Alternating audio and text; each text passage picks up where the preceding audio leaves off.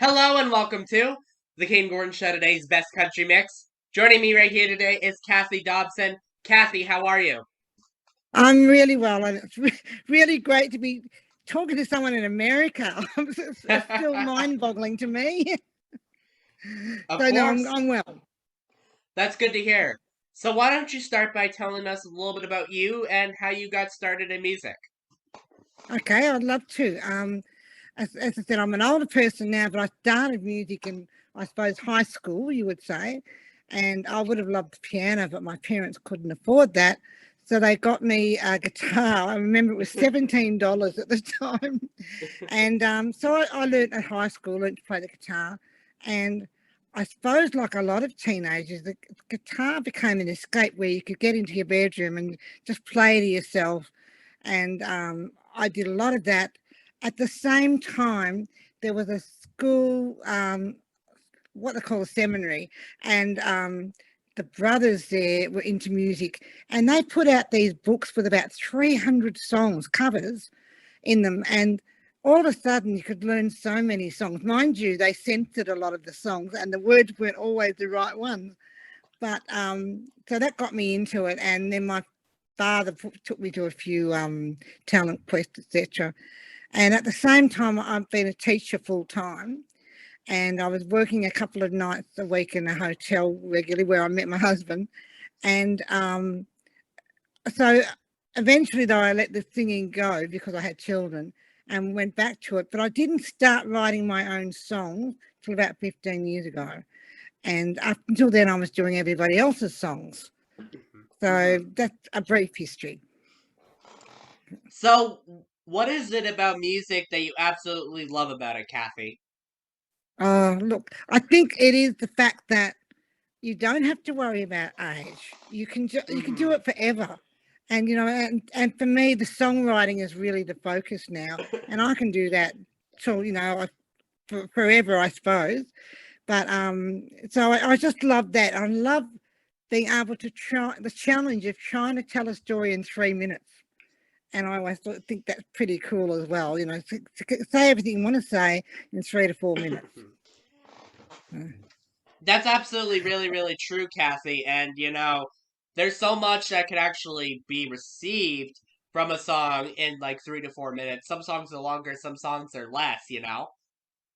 Exactly. Well, one of my person I most admire and who's done a lot for my songwriting is Pat Patterson, who's over in America, he's the head of songwriting at Berkeley University.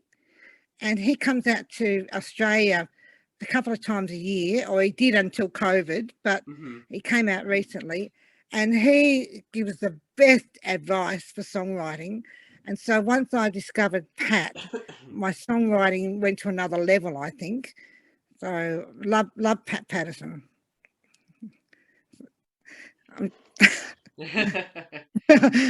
I've done a bit of radio too, actually. I was doing a radio show on a Saturday morning, and I know this dead air. You're sort of thinking, I did it with a partner, which was good, and that Hmm. really helped as well. So, so what That's else would you awesome. like me to tell you? Yeah. So Of course. So, if you had the opportunity to collaborate with any singer in the world, whether they're live, dead, or whatever, who would you choose and why, Cathy? oh, that's a real. I've never been asked that. I think I would love to collaborate with an actually Australian songwriter. I don't know whether you've heard of Paul Kelly. But Paul Kelly is very, very popular in Australia, one of our best songwriters. And I think he's Melbourne based too. And he writes some absolutely fantastic songs that aren't necessarily country. They're Hmm. probably more folk. And he would be who I could choose if it was in Australia. Overseas, that's a good question. Maybe Gillian Welsh, because I know she's actually a student of Pat Patterson as well. So she'd be great. And I know her style of songwriting.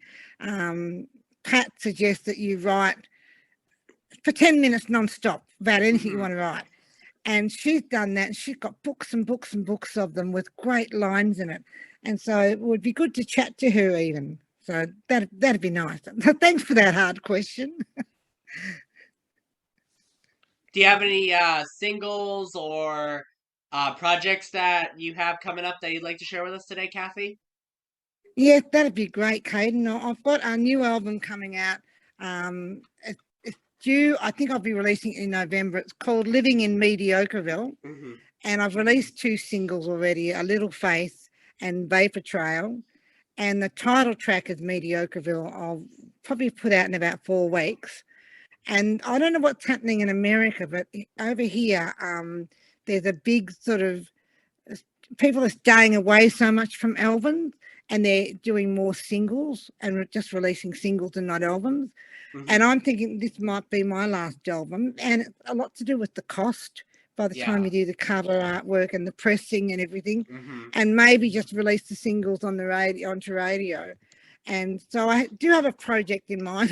I won't talk about it yet because I've got to sort of get it all sorted out, but it will involve just releasing singles, and because of the cost of the album. And once you stop Absolutely. work too, you've got no more income coming in to do these albums. So is it the same in America? Are people doing more singles? I think so. I've noticed that too because, like you said, cost is the main factor. It really is. It is, yeah, yeah. And Hmm. I think I've heard people say with singles, you can keep yourself um, in the media more because you keep Yeah. releasing a single and Yeah. releasing a single, and you don't fade away between Hmm. albums. Yeah. And I've noticed So, too, people tend to like to, do an album, but don't actually post the album until, they'll do a single here, and then they'll do a single in like 3 months, and then another 3 months they'll post a single until they actually, do that. I think a lot of people like to do that as well. So, Kathy, my next question for you. that's that's happening here too. Yeah. Yeah, Yep. absolutely. So it seems like it's the same in both places, both Australia and here in the U.S.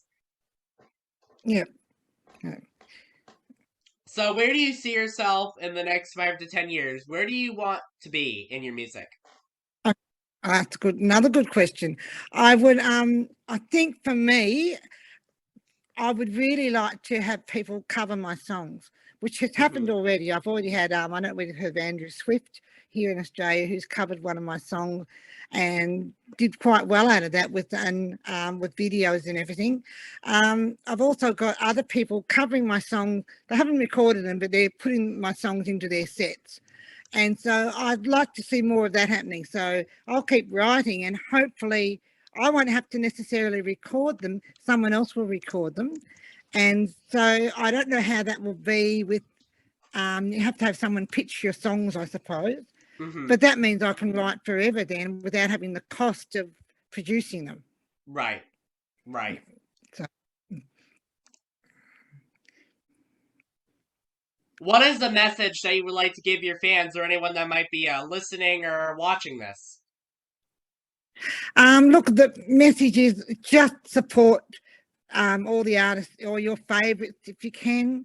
And because people are still doing it tough. I know over here, and I'm sure over in America, I don't perform as much. So I suppose it's not as important, but just a playlist, I think, tend to be the best thing. If you can download them, not necessarily mine, but any musician that you like, put them onto your playlist, share them. Um, I like to write songs that people will talk about. So, talk about Hmm. some of my songs, that'd be great. You might not agree with what I've been singing about, but it's the definite way, just support your artist and keep us going. And my husband might be happy then. Kathy, where can people find you on social media if they want to check out where you're at?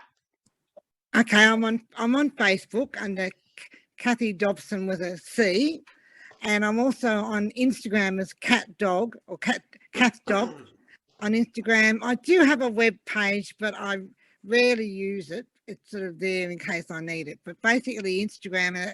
When if they want a hard copy of the album when it comes out in November, message me on Facebook, address and everything, and I'll send them a copy. Otherwise, it's on all the streaming media. The song is on Spotify, iTunes, all of those.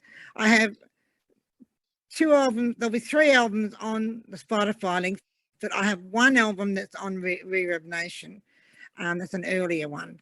But would definitely love people to just talk about my music and say, "Have you heard this?" That'd be great, Mm-hmm. and it would keep me.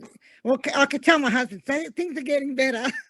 So I keep telling him I won't do any more albums, and he keeps saying, "Oh yeah," and he said this album should be called "The Last Album Part One." Oh, never mind. No worries. Cathy, is there anything that I forgot to mention that you would like to mention today, my friend? No, I can't think of anything, but I do want to say a big thank you to you for reaching out to people overseas as well and having a chat to us with our new music. It's a thrill to me. This is all new to me, just talking about my music overseas with people, and so I just want to say thank you very much, Kayden. You are most welcome. Again, I would like to thank So Cathy Dobson for coming on the Kayden Gordon Show. Today's Best Country Mix. We appreciate it so much. Thank you.